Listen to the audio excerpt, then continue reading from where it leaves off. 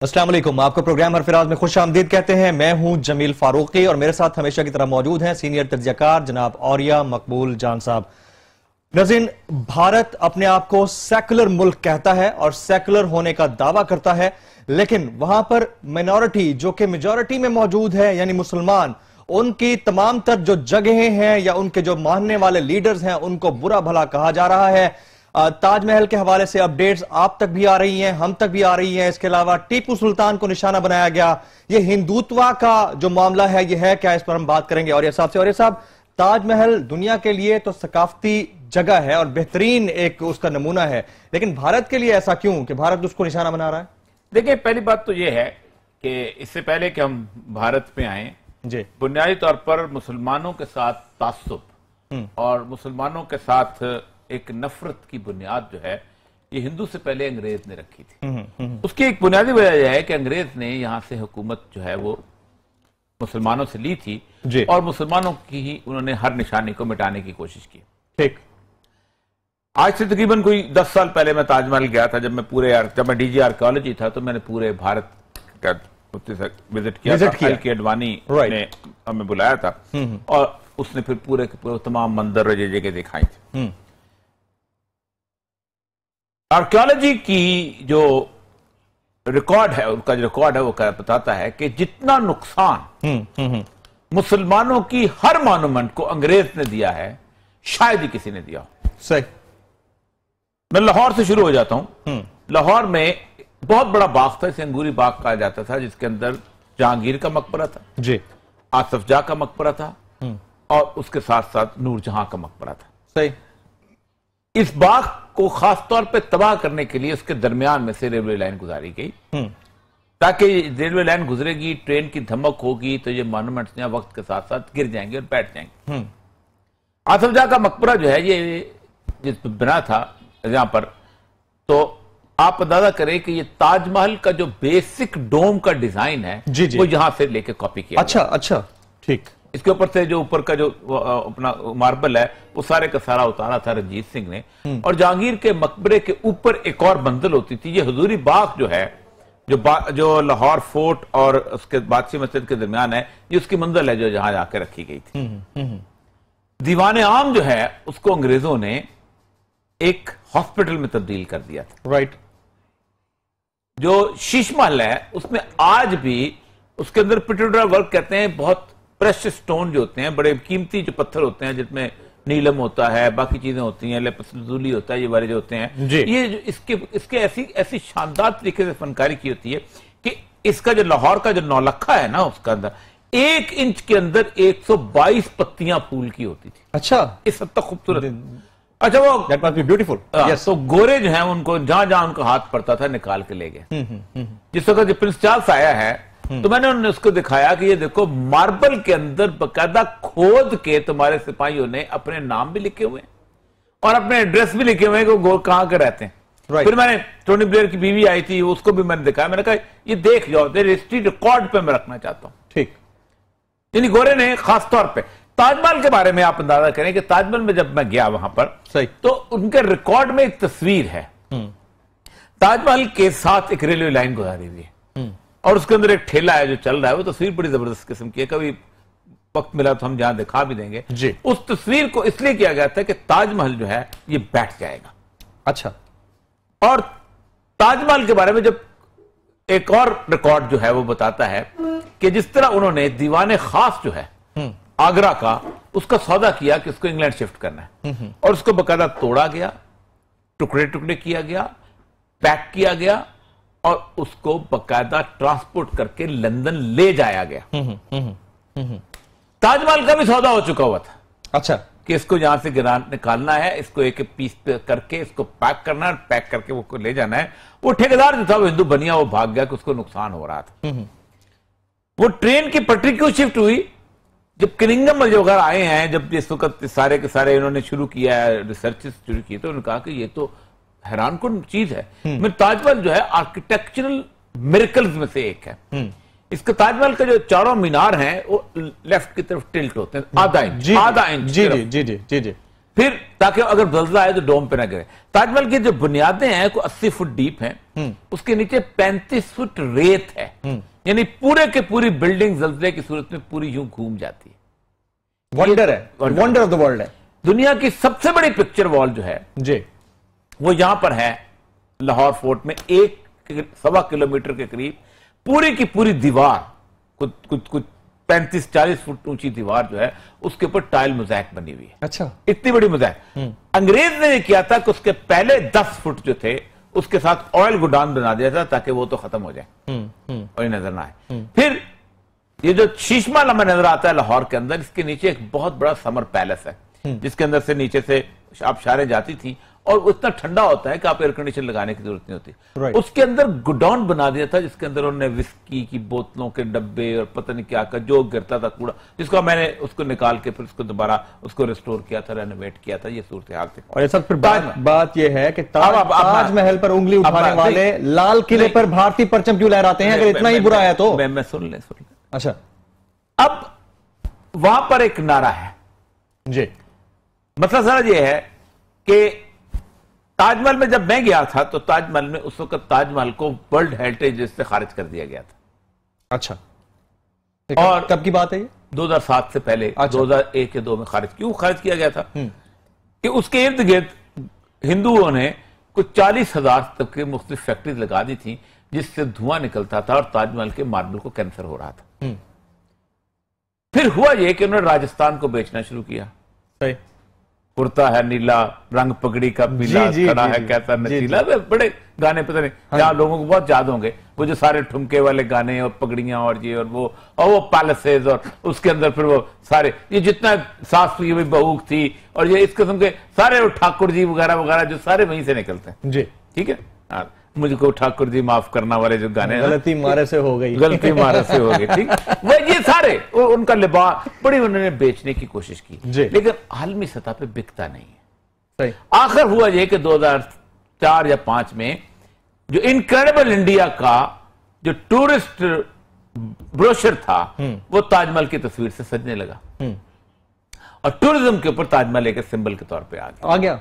No doubt मुस्तकिल रहा, इसलिए कि ताजमहल एक ऐसी मॉन्यूमेंट है जो कि 7 वंडर्स ऑफ वर्ल्ड में से आती है। बड़ी उन्होंने कोशिश की। मैं बनारस यूनिवर्सिटी हिंदू यूनिवर्सिटी बनारस गया था, वहां भी गुफ्तगू हुई। मोटिव के ये जनाब ये मोटिव जो है वो यहां से लिए गए हैं, फलां लिए गए हैं। और फिर सबसे बड़ी बात यह है कि जिस तरह पाकिस्तान का सेकुलर 2 नंबर है ना, वैसे ही इंडिया का हिंदू 2 नंबर है। अच्छा, मसलन कैसे?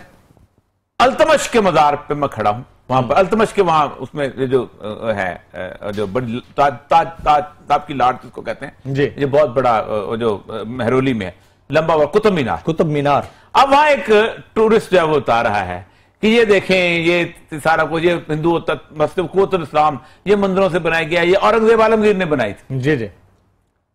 मैं खड़ा हो गया, मुझे वो साथ मेरे साथ डीजीआर कॉलेज भी उनका था, दो डायरेक्टर भी थे। मैंने कहते सर आप क्यों खड़े? मैंने कहा मैं से पूछूं ये जो आपने यहाँ छोड़े हुए हैं। मैंने कहा ये मस्जिद कुव्वतुल इस्लाम आपको पता है कब बनी है? कहता है नहीं। मैंने कहा बताता हूँ मैं। मैंने कहा ये 1256 में बनी है। मैंने कहा जी तुम औरंगजेब में बनाई थी? हाँ। मैंने कहा औरंगजेब 1600 में आया था। गाइड को 400 साल बाद। गाइड को भी नहीं पता। नहीं, जानबूझ के ये अंग्रेज ने गंद किया हुआ है, मिस इंटरप्रेट। अंग्रेज ने एक किताब लिखी थी जहां पर जिसने बरसगीर पाक की हिस्ट्री को तबाह किया था, दुश्मनी पैदा की थी। अंग्रेज ने सूरत अंग्रेज हिंदू मिलके पाकिस्तान मुसलमान, मैं बिल्कुल माफ करने को तैयार नहीं होता जो कहता है कि अंग्रेज ने बड़ी कमाल किस्म की यहां पर हुकूमत की थी। अंग्रेज जितना मुसलमान की मॉन्यूमेंट्स का दुश्मन था कोई नहीं था, तबाह किया उन्होंने इसको, इस पूरे के बाद। उसके बाद हुआ ये मुसलमान हुक्मरानों की सकाफती इमारतें निकाल दी जाए तो भारत के पास बचता क्या है? उसके बाद अडंबरा के किले में मैं गया हूं जी, वहां टीपू सुल्तान की तलवार, टीपू सुल्तान का वो सब कुछ है वो यहां रखा हुआ है और उसके ऊपर एक फिक्रा लिखा हुआ है, कोई भी जाकर उसको पढ़ सकता है कि these are the relics of great warrior Tipu Sultan. Warrior okay, जिसको ये गद्दार अगला फिक्रा नहीं, वो भी गद्दारी का, उसमें भी गद्दारी का है।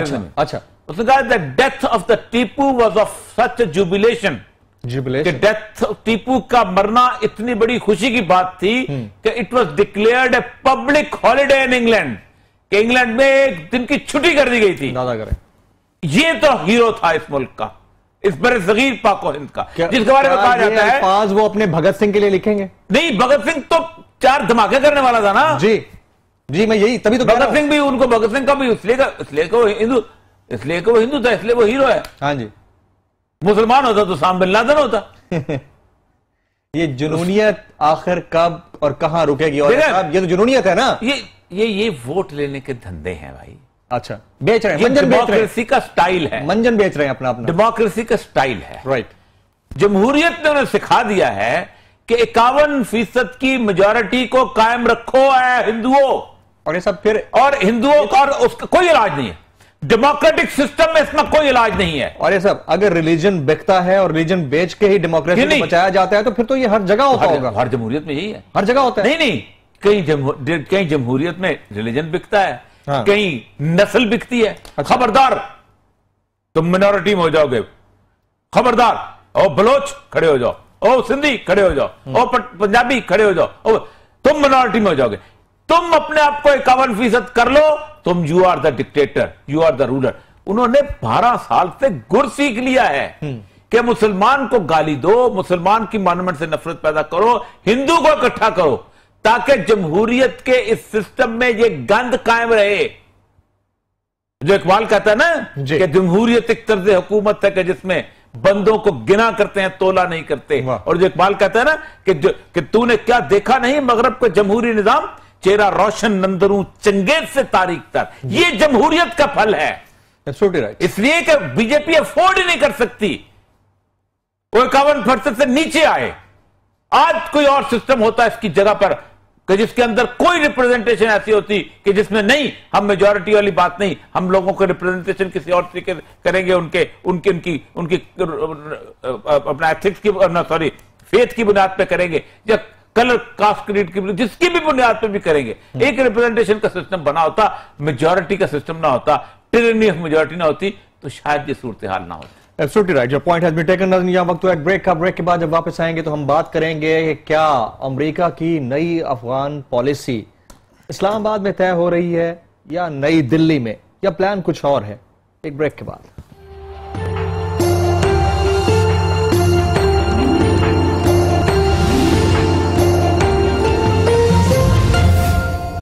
Diamond Ace Duracell.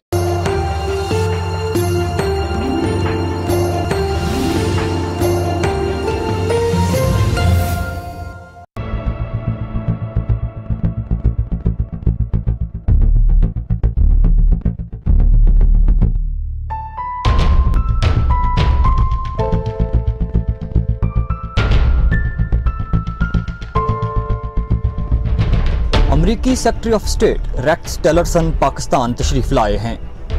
उनकी तशरीफ आवरी का मकसद अखबारी इतलात के मुताबिक यह है कि पाकिस्तान को कायल किया जा सके कि पाकिस्तानी फ़ौज मुबैना तौर पर अपने इलाके में मौजूद तालिबान के खिलाफ मज़ीद सख्त कार्रवाई करे।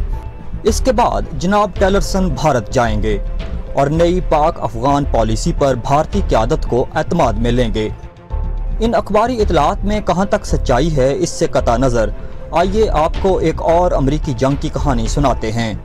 वियतनाम जंग 1 नवंबर 1955 में शुरू हुई। यहाँ फ्रांस अपने पुराने नौआबादियाती इलाके में कम्युनिस्ट बागियों को कुचलने की कोशिश कर रहा था, जबकि फ्रांस को अमेरिका की माली और सियासी हमायत हासिल थी। 60 की दहाई के आगाज में अमरीकी फौजी मशीर वियतनाम पहुँचना शुरू हुए और 1965 के आते आते हथियारबंद अमरीकी फौजी वियतनाम में उतार दिए गए। नैपाम बम से एजेंट ऑरेंज तक हर वो मोहलक तरीन हथियार इस्तेमाल किया गया जो अमरीकी बारूद खाने में मौजूद था। इसके बावजूद 1975 तक 58,220 अमरीकी फौजी जंग की भेंट चढ़ चुके थे। 70 की दहाई में अमरीकियों के लिए सबसे बड़ा सवाल ये था कि वियतनाम में आ तो गए हैं, अब वापस जाएं तो कैसे जाएं। इस मकसद के हसूल के लिए हमसाया मुल्क कंबोडिया में कम्युनिस्ट रहनुमा पॉल पॉट और इसकी तंजीम खमेर रूश को बढ़ावा दिया गया। बाद अज़ां अमरीकी अफवाज ने कंबोडिया पर हमला कर दिया और चाल कुछ ऐसी चली कि वियतनामी आज़ादी पसंदों और पॉल पॉट के दरमियान जंग शुरू हो गई और अमरीका को वियतनाम से निकलने का मौका मिल गया।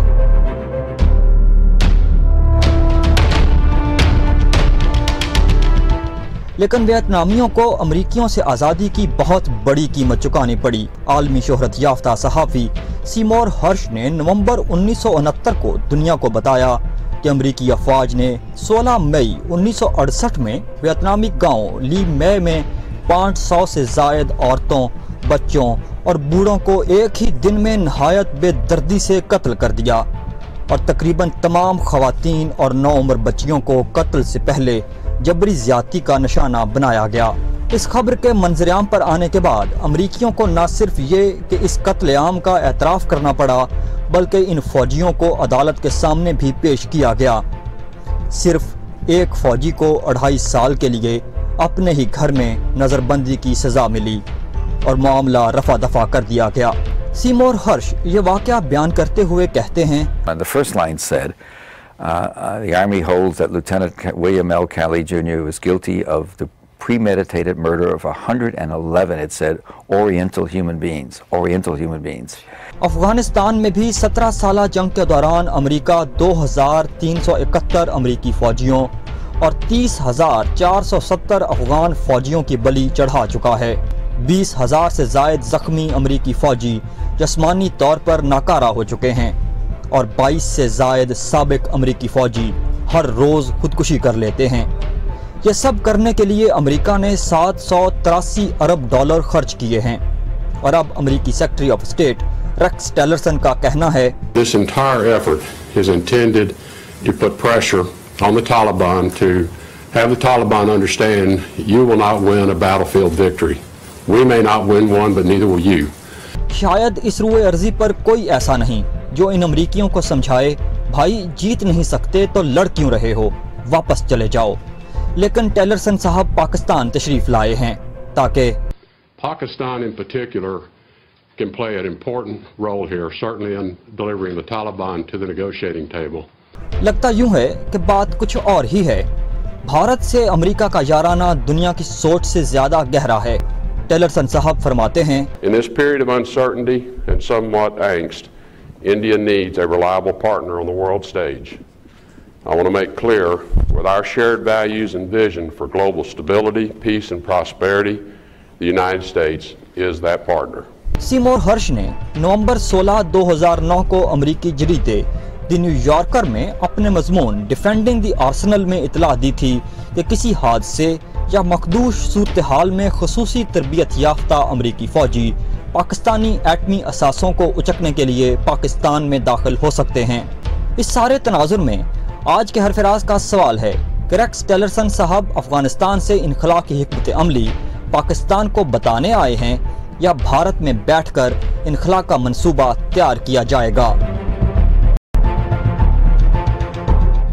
अमेरिका 16 साल से अफगानिस्तान में है, लेकिन हकायक आज भी यही है कि अफगानिस्तान के 48% हिस्से पर अब भी तालिबान का मुकम्मल कंट्रोल है।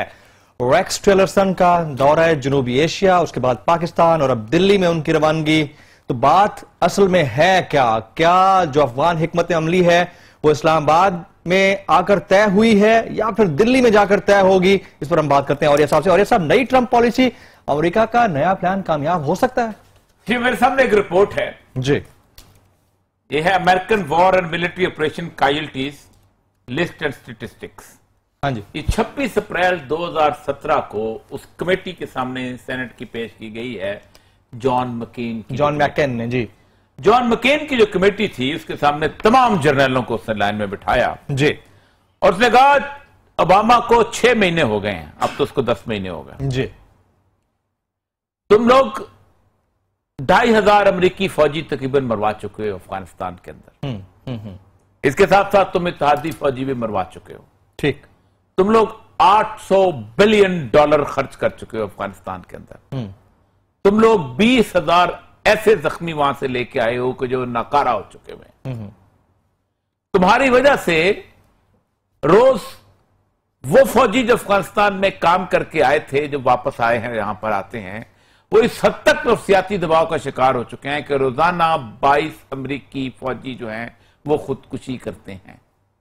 तुम्हारी वजह से वेटरन जो हैं, अमेरिकन फौजी वेटरन जो हैं, वो तकरीबन 9 लाख के करीब जो है इस वक्त ऐसे हैं कि जो ज़हनी मरीज वर्ष का शिकार, पोस्ट ट्रॉमेटिक स्ट्रेस सिंड्रोम का शिकार हो चुके हुए हैं और इस सिंड्रोम से वो बाहर निकलते नहीं हैं। घर वालों ने उन्हें निकाल दिया है, शेल्टर की वो तलाश में घूमते रहते हैं, शेल्टर हम दे नहीं पाते, होमलेस हो गए। आप इस नारे से आए थे कि हम अमेरिकी माइट, हम बताएंगे कि अफगानिस्तान के अंदर अमेरिका एक सुपर पावर है और क्या है, और नारे आप उसमें लगाते थे, ये ओबामा जो है बिल्ली है और ओबामा जो है ये बकरी है और ओबामा जो ये है, और ट्रंप साहब के मुंह से झाग निकलती थी। तुम्हारे पास प्लान क्या है? वैसे बाय द वे प्लान है क्या?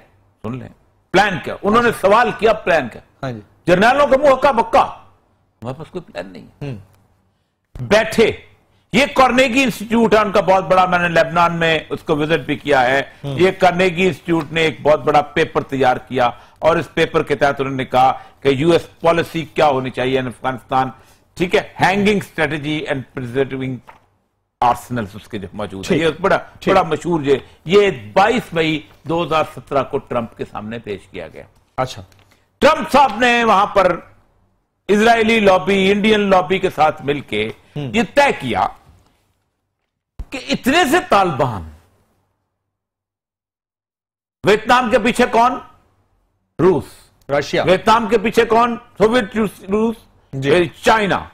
वियतनाम के पीछे कौन? तमाम वो फोर्सेस जो दुनिया के अंदर इकट्ठी मौजूद थी, जो वेस्टर्न उस डेमोक्रेसी के खिलाफ थी और कम्युनिस्ट इनकलाब लानी चाहती थी, वो साथ थी। ठीक। वियतनाम के साथ कौन? चे गुवेरा, लैटिन अमेरिका। वियतनाम के साथ कौन? सार्त्रे। वियतनाम के साथ कौन? फैज अहमद फैज। वियतनाम के साथ कौन? पाकिस्तान के सारे के सारे सुर्खे, सेकुलर्स, सब सुर्खे। उससे सेकुलर नहीं हो सकते। अच्छा, ये अब उनके ठीक, सारी दुनिया उनके साथ, अखबार उनके साथ, प्रेस उनके साथ, लॉजिस्टिक्स उनके साथ, पैसा उनके साथ। अमेरिका जंग हार गया, उसके बावजूद भी अमेरिका उस जंग को हारना पसंद नहीं करता था। उन्होंने इसका मलबा गिराया कंबोडिया के ऊपर और कहा कि कंबोडिया ये करता है, जैसे उन्होंने पाकिस्तान पे गिरा रहे हैं। कंबोडिया के ऊपर 13 ऑपरेशन किए। क्या पाकिस्तान कंबोडिया बनने जा रहा है? आप ये कहना चाह रहे हैं? नहीं, अब सुन ले कैसे बनता है। अच्छा, 13 पाकिस्तान में वो सूरत हाल नहीं है। अच्छा, 13 हमले किए, उसके ऊपर तबाह बर्बाद कर दिया। वियतनाम तो उठ गया, कंबोडिया नहीं उठ सका मुद्दतों उसके अंदर।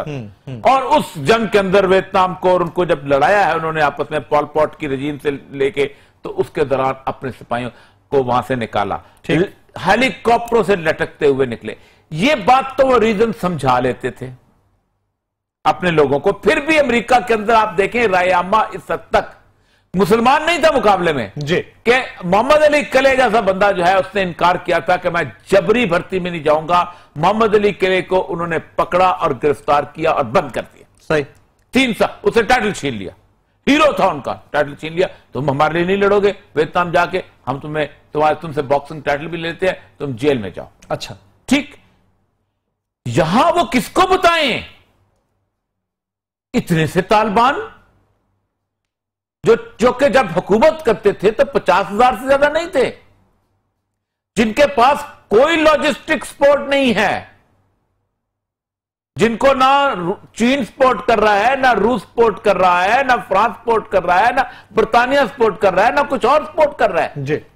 और हालत यह है कि 16 साल लड़ने के बाद 48, उसका राइटर्स कहता है 48% अफगानिस्तान उनके कब्जे में है और बाकी उनके साथ जी, मुकम्मल कंट्रोल में। पाकिस्तान में भी बहुत सारे ऐसे साफी हैं। कल भी मैं एक बहुत अजीबोगरीब किस्म के मकरू चेहरे वाले साफी को सुन रहा था जो कह रहा था नहीं आपको कुछ करना तो पड़ेगा।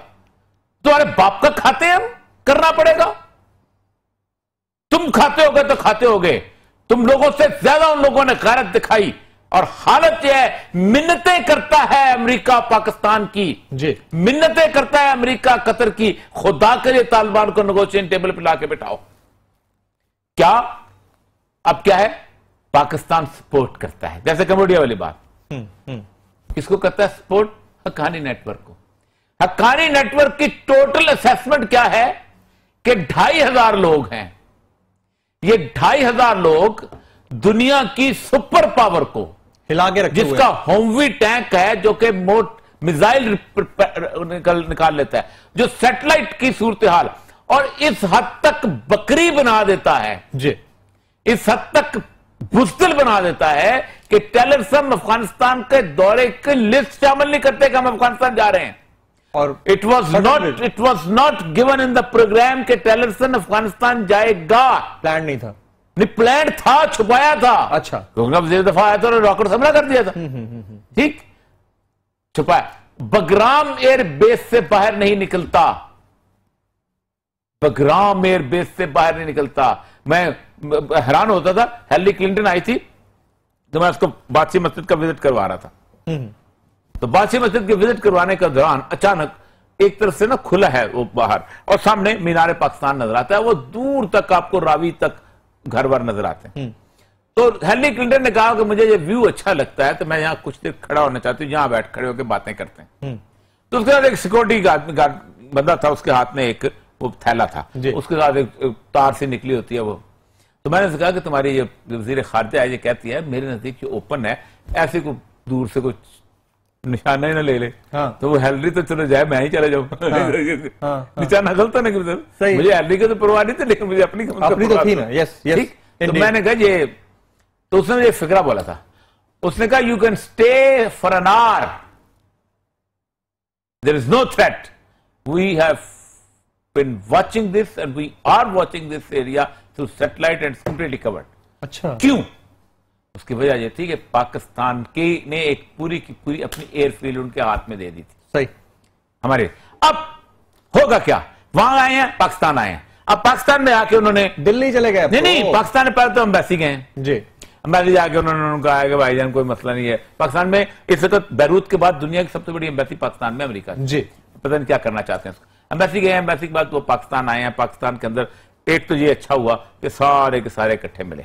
अब पाकिस्तान का तो कोई नहीं आया, उन्होंने ये कहा है कि हमने, लेकिन चलते हुए उसने कहा कि हम पाकिस्तान को कुछ लिस्ट दी है काम करने की और वी हैव रिक्वेस्टेड का मतलब ये नहीं, मतलब क्या है रिक्वेस्ट का मतलब ये क्या है, वो तेजी करो करके। अब यहां पर तो मसला तय नहीं होना, सही मसला कल के प्रोग्राम में हम तय करेंगे जी। तो कल तक वो खबर आ चुकी होगी, बड़ी खबर निकलेगी कि जब ये जाएगा टिलरसन वहां इंडिया, तो अशरफ गनी वहां पहुंच चुका हुआ है। अब अशरफ गनी और टिलरसन और नरेंद्र मोदी वहां बैठ के, क्योंकि उन्होंने जाते बयान दिया है कि पाकिस्तान जो है ये तो पुश्तना है सारा कुछ। अच्छा, इनको अंदाजा नहीं है पाकिस्तान के उन राइटर्स को, उन लिखने वालों को, उन हुक्मरानों को कि ये दूसरों की ताकतों की बुनियाद पे अफगानिस्तान की हुकूमत करते हैं, वो तारीख का हिस्सा नहीं होते, कभी नहीं होते। कोई याद करता है तराकी कहां था, गायब हो गया। कोई याद करता है हफीजुल्लाह अमीन कहां था, गायब हो गया। कोई याद करता है बबरक कारमल कहां था, गायब हो गया। कोई याद करता है आखिरी नजीबुल्लाह कहां था, गायब हो गया। तारीख का हिस्सा नहीं होते जी। तुम कॉलम लिखो, तुम तज्जिए करो कि अशरफ गनी हुकूमत कर रहा है, तुम कहो कर रही हुकूमत कर रहा है, यह तारीख का हिस्सा नहीं है। पुतलियां तारीख का हिस्सा नहीं हुआ करती, हुक्मरान तारीख का हिस्सा हुआ करते हैं जो लोगों के ऊपर दिलों पर राज करते हैं, जैसे मुल्ला मोहम्मद उमर था, जैसे आज है, जैसे वो गैरत के साथ जिंदगी गुजार रहे हैं। तुम 70,000 जानों की कुर्बानी देने के बावजूद भी गालियां खाते हो अमेरिका से। वो उनको भगा के उस मैदान के अंदर खड़ा करके उनको नंगा कर दिया उन्होंने, अमेरिकी ताकत का गुरूर खाक में मिला दिया। और आज अमेरिका तुम्हारे पर इल्जाम लगाता है, तुम जैसे लोगों पर इल्जाम लगाता है कि तुम उनकी मदद करते हो, कि जो अपना मुल्क संभाल नहीं पा रहे हो, जो कहते हो अपना मुल्क को साफ करना है। ये है हालत। इसमें इकबाल का शेर मुझे याद आता है, प्लीज प्लीज। इकबाल कहता है, अल्लाह को पामर्दी मोमन पे भरोसा, इब्लीस को यूरोप की मशीनों का सहारा। वाह, बिल्कुल ठीक। ये है वो कैफियत, ये है वो जंग, ये है जब अल्लाह साबित करता है कम मिन फियतन कलीलतन गलबत फियतन कसीरा, तुम अगर थोड़े भी होगे तो हम तुमको फतह देंगे बड़ों को। ये मेरे अल्लाह का वादा है। और वो तवक्कल के लोग, उनको अल्लाह ने अपना वादा पूरा करके दिखाया। ये कादसिया नहीं है 14 साल पहले की, ये आज का 2017 है, जब अल्लाह अपनी निशानियां देकर साबित करता है जो मुझ पे भरोसा करता है उसको कोई टिलरसन आके ये नहीं कर सकता मेरी सुनो। तालिबान को कह सकता है टेलरसन मेरी सुनो? No. वो कहता नहीं हमारी सुनो। वो आज तक अपने डिमांड्स के ऊपर गुफ्तगू करते हैं। अब हम इंडिया जाएगा और कल क्या हमारे खाते में निकलना है, कल अब हम नो मोर कह रहे हैं, हमें खड़े हो जाना चाहिए और हमें तवक्कल अल्लाह पे करनी चाहिए, इसलिए कि अमेरिका जो है खुद हमलावर नहीं होगा। जनरल हमीद गुल कहता था, बहुत कमाल बात उसने कही थी जिस वक्त 9/11 हुआ, उसने कहा उन्होंने पाकिस्तान को थ्रेट ये दिया था उस वक्त मुशर्रफ को, हम तुम्हें इंडिया से मरवाएंगे।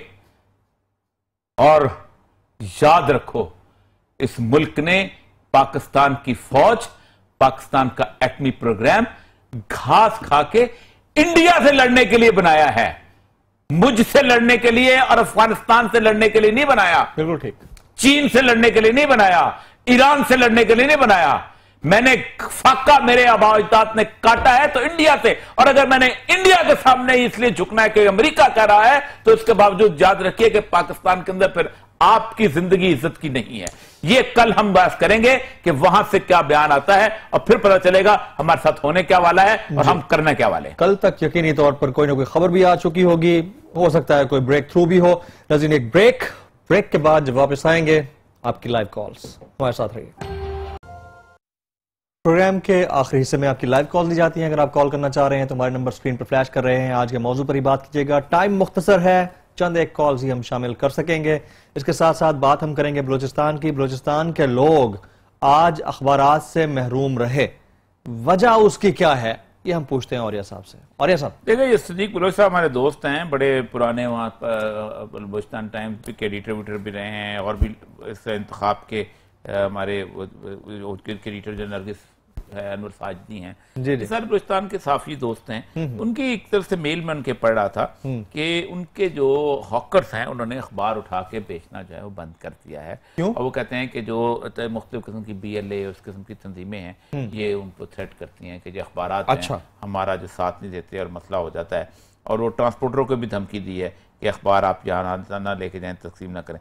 दूसरी तरफ वो कहते हैं कि गवर्नमेंट भी जो है वो हमारे साथ वो कहती है कि आप अखबारात के अंदर कुछ और कागजात भी लेके जाते हो जो कि सही नहीं, हमें दिखाया करो कि किस किस्म के अखबार है, उसके अंदर तो कुछ पम्फलेट कुछ चीज़ तो नहीं लेके जाते। तो बड़ा एक प्रिकेरियस सी सूरत हाल वहाँ बलूचिस्तान के अंदर ये बनी हुई है अखबारात के हवाले से। हालांकि अखबारात बलूचिस्तान का प्रेस जो है काफ़ी पुराना है, एस्टेब्लिश प्रेस है और बड़े बड़े बड़े लोग, मोहम्मद हसन अनका जैसे लोग और ये लोग थे, लेकिन बड़ी कैफियत है। इस पर कल या परसों गुफ्तगू करेंगे इंशाल्लाह। Absolutely right. एक और कॉलर को, बल्कि पहले कॉलर को हम शामिल करते हैं। जी अस्सलाम वालेकुम। अस्सलाम वालेकुम जी। अस्सलाम वालेकुम। कॉलर नहीं है हमारे साथ, और आप अपनी बात को कंप्लीट कर लीजिए। तो मैं कह रहा था कि वहाँ कैफियत खासी दिगरगू है। दिगरगू तो नहीं है, लेकिन यह है कि अब रिसेंटली कुछ उन्होंने इंडियन इन्फ्लुएंस की वजह से बहुत ज़्यादा ये सूरत हाल वहाँ बिल्टअप हुई है और वो समझते ये हैं कि ये मामला जो है ये अब उनके हाथ से निकलता जा रहा है। कोई 2-3 ऑपरेशन ऐसे हुए हैं बलूचिस्तान के अंदर जिसमें स्प्लिंजी का जो ऑपरेशन था वो बड़ा इंपॉर्टेंट है, और जो मकरान का ऑपरेशन है उसके बाद तो उस कर्नल और ये सब एक वक्त था जब कराची में ऐसी सूरत हाल थी कि रोक दिए जाते थे लोग, अखबारात नहीं पहुंचते थे घरों तक। क्या बलूचिस्तान में भी अब ऐसी? वो थ्रेट की वजह से खाली इलाका बहुत है। कॉलर को शामिल करते हैं, कॉलर को शामिल करते हैं। जी अस्सलाम वालेकुम। अस्सलाम वालेकुम। डॉक्टर आरिफ बात कर रहा हूँ कराची। जी क्या कहना चाहेंगे जनाब? आरिफ साहब। जी अस्सलाम वालेकुम। कराची से आपकी आवाज आ रही है आरिफ साहब, बोलिए आप क्या कहना चाह रहे हैं? पहली बात तो मुझे ये करनी है कि मैं कायद आज़म की बात नहीं करता, इकबाल ने क्या कहा और ये सब क्या कहते हैं। मैं कहता हूँ कि अल्लाह मियां ने क्या कहा, और हमारे मुल्क में अक़लियतों के हुकूक की बहुत बात की जाती है। अल्लाह ताला ने सूरह तौबा की 29वीं आयत में क्या कहा है अक़लियतों के बारे में कि ये लोग जिज़िया दें और छोटे बन के रहें। ये कुरान की आयत है, अल्लाह ताला ने कहा है। ये हर मामले में जो है ना दखलअंदाजी बर्दाश्त नहीं की जा सकती। आप इनको जो है ना इज्जत, जान, माल, आबरू की हिफाजत की जाएगी, लेकिन ये नहीं कि हर मामले में टांग आए। कानून साजी अल्लाह की जमीन पे अल्लाह का कानून होना चाहिए और जी वो अल्लाह के जी नाफिज करेंगे। ठीक है आरिफ साहब your point has been taken sir. मुझे आवाज खराब हो रही थी। सूरह तौबा का तज़किरा उन्होंने किया, आयत नंबर 29 का उन्होंने हवाला दिया है। उन्होंने कहा है कि अक़लियतों के बारे में लोग बोलते हैं कि अक़लियतों को उनके हुकूक दिए जाएं, तो सूरह तौबा में बाकायदा जिक्र किया गया है कि जनाब जो अक़लियत है वो अक़लियतों के तौर पर ही रहे और अपने दायरे में रहे। तो लोग क्यों इतना ज्यादा शमे रोशन करते हैं और शमे रोशन करते हैं? पहली बात तो यह है कि अक़लियतों का जो जिम्मा है वो बहुत बड़ा है। रसूल अकरम सल्लल्लाहु अलैहि वसल्लम है कि जो बंदा अक़लियत के साथ उनका क़यामत के दिन उसका मुद्दई मैं हूंगा। बिल्कुल ठीक है, यानी मुसलमान के साथ नहीं है, अक़लियत के साथ। आप अंदाजा करें, एक मिनट की बात करूंगा, आपका टाइम खत्म हो रहा है जी। कि मदीना में जब बदर हुई थी जी तो 2 अंसार के लोग थे, जो सॉरी नसारा के लोग थे, ईसाई, वो अपना असला वगैरह लेके हम आपके साथ चलते हैं। ठीक, तो आपने कहा नहीं, ये हमारी जंग है, हम तुम्हें और ऐसा we are running short of time. नाज़रीन, प्रोग्राम का वक्त खत्म हुआ। अगर आप फीडबैक देना चाहें तो फेसबुक और ट्विटर पे हमें ज्वाइन कर सकते हैं। आज के प्रोग्राम से जमील फारूकी और औरिया मकबूल जान को इजाज़त दीजिएगा।